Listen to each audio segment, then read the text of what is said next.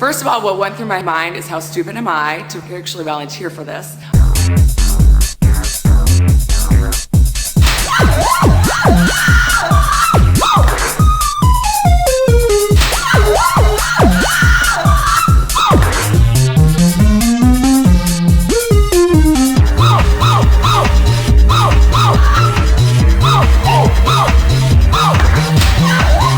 It was unbelievably painful.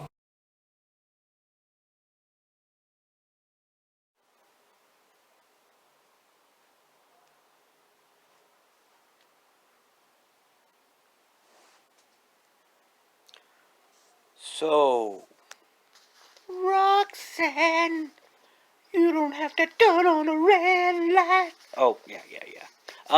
So, this is interesting. I was sitting here today. Yeah, love this movie, by the way. I was sitting here today, and I was watching movies, and I was editing with the Soska sisters. I was editing, and I thought, I was really like concentrating on what I was doing, and um,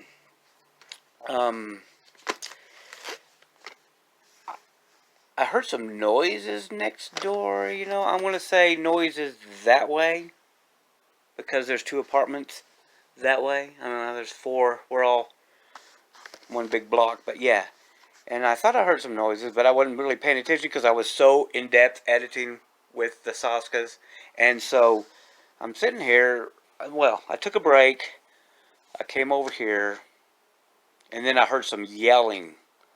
And I was like, what the hell is going on? And I had my door open like this. I've had it open like that all day, and it happened today. And so I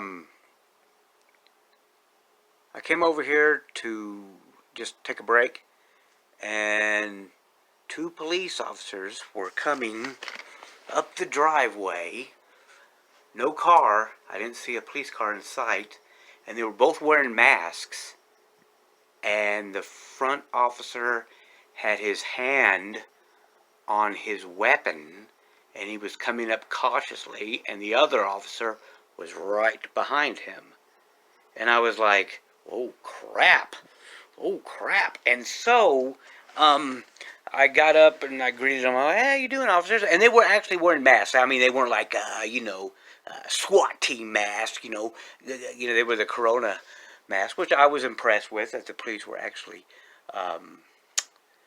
wearing masks. I thought that's cool. And so they were like, is this 1708? And of course, there's four apartments in 1708. I happen to be A.